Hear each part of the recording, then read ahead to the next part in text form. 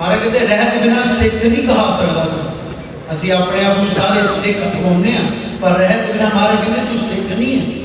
रहत बिना दर चोटा खावे केड़े दर तो उस मालक के दर तो फिर चोटा ही मिली नहीं।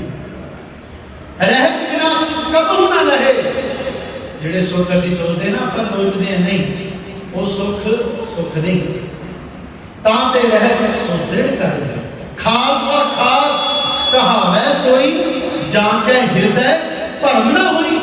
साडे अंदर इन्ने भरम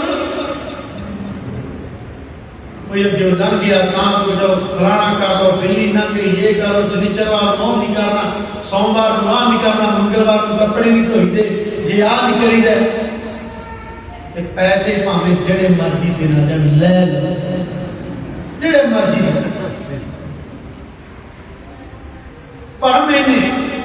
परम देखते रहने वाला सो खालस गुरु महाराज सेवा सेवा भी उदा दी ताकि सानू कोई देखे असीं ना कीती। अज भी संगत में ऐसे सिख ने जेड़े गुप्त तौर पर सेवा करते हैं। मेरा बाबा नानक उन्होंने जानता है सब जानना जेड़े गुप्त बूटे लाते हैं ना वड्डे वड्डे फल मिलते हैं बहुत वड्डे फल मिलते हैं।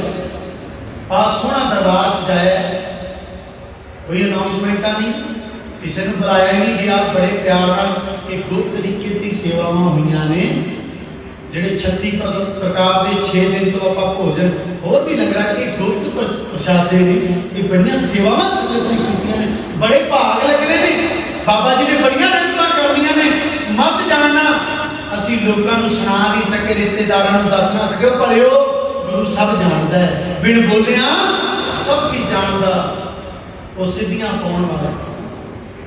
पर कहते ने एक सिख जिन्होंने देख के चाव चढ़िया ना भी मैं सेवा करा वो संतां कोल चल गया कहता बाबा जी मैनू भी सिख बनाओ मैनू भी मेरी मां कहती कोई काम नहीं करता है बाबे को छड्डे। अज असीं कुछ सिक्खी इदां धारण करते हैं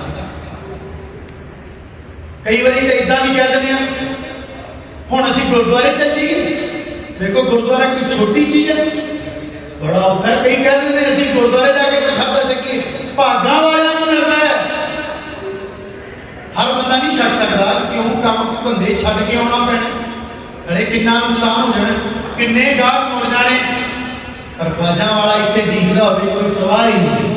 महाराज कहते जो आवे रिस्क ला लो वही उन्होंने गल चलाउंदा पर आउंदे ने कई काम धंधे छड्ड के भी महाराज दे पहला दर्शन करके जाना है संगत विच जेड़े रोजाना का जिन्हां दा नितनेम है कि महाराज दे दर्शन करके फिर अपने काम धंधे जाना काम धंधे पहल ना दिया करिए नहीं जरूर काम करो रज के करो पर अपने गुरु को भेट ना उठाओ।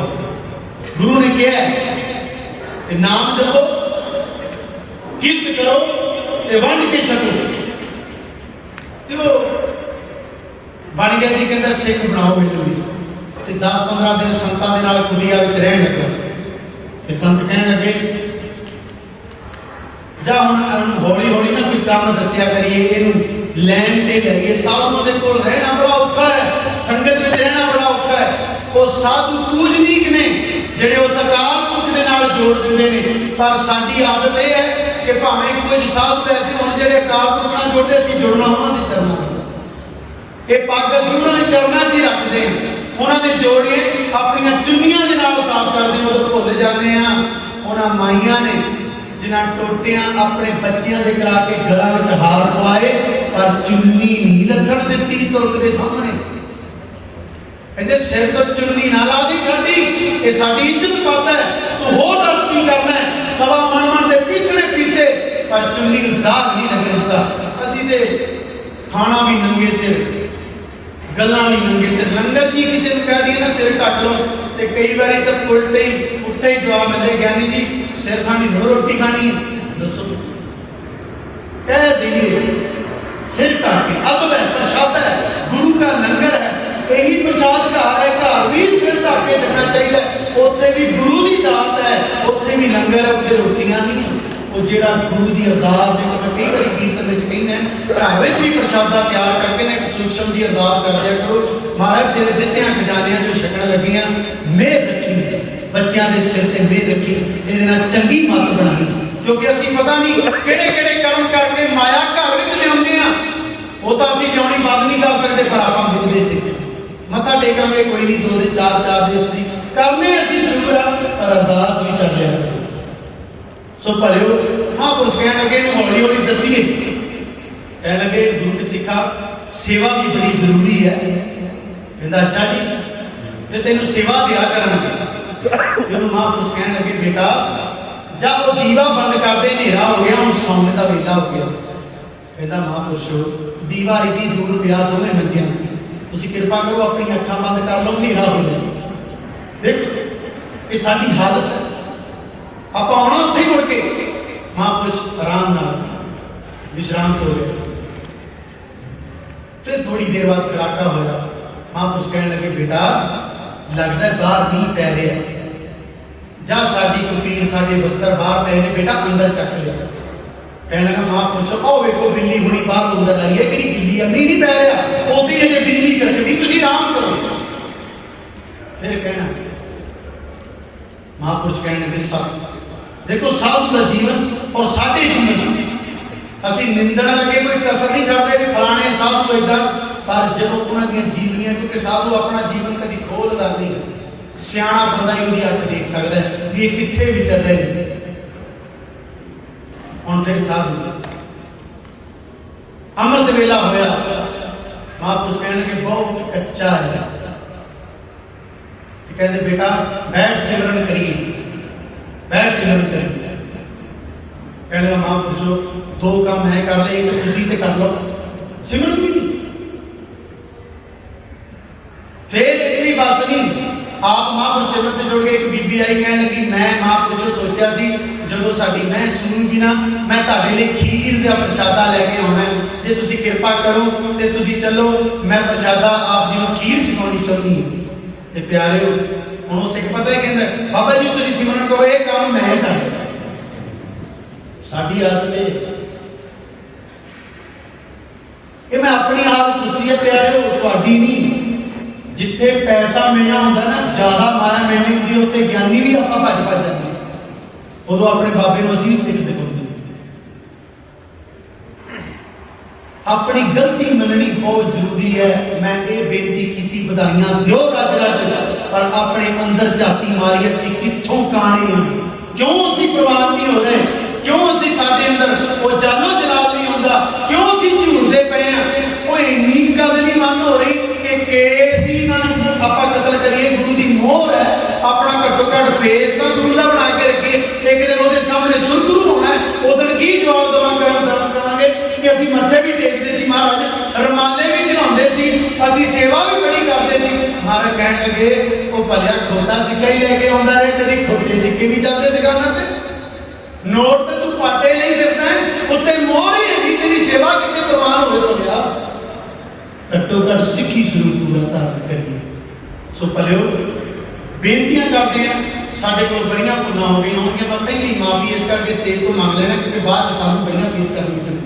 अज ते ज्ञानी जी बहुत कई कहते ने गुरु नानक साहब होर सन, ये बाजा वाले माही नूं पता नहीं क्यों गए, इन्होंने आके खंडा बड़ा चक्कर भलिओ इको ही जोत सी। गुरु नानक साहब और गुरु गोबिंद सिंह जी महाराज इको ही जोत ने, मुख सड़ जावे जेड़ा कहंदा है कि ये 10 जोतां नहीं, इको ही जोत बाणी विच सहसे काया फेर पलटी है। महाराज कहते इको ही जोत। एक राजा जदों अपने राज दरबार में जाता है उदों एक ड्रेस पाउंदा है, जदों उन्हें लोकां नूं मिलना होंदा उदों होर ड्रेस पाउंदा है, जदों उन्हें शिकार ते जाना होंदा है उदों होर ड्रेस पाउंदा है, जदों उन्हें मरीजां नूं मिलण जाना होंदा है उदों होर ड्रेस पाउंदा है। प्यारे राजा ते वही रहिंदा है, वस्त्र बदलदा। महाराज ने इंसान नूं इंसान बनाउण वास्ते ये 10 जामे धारण कीते, 10 जामे। इस करके महाराज इको ही नहीं, ये जौदों प्रेम खिलणगा जिहड़ी पहली गल है ते मेरे गुरु नानक पातशाह ने कह दी सी। गल ते बाद जाइए कबीर साहब ने गगन दमामा बाजियो परियों निशाने कहाओ, खेत जो मांडियो सूरमा अब जूझन को दाओ। ये पहला ये बात कबीर साहब ने गुरु नानक साहब ने पहले कह दिता सी। सो इस करके गुरु नानक पातशाह 10वें पातशाह इको ही जोत नहीं, जिन्हां ने सानू साडा जीवन बदलण वास्ते ये सानू शिक्षा बख्शी है।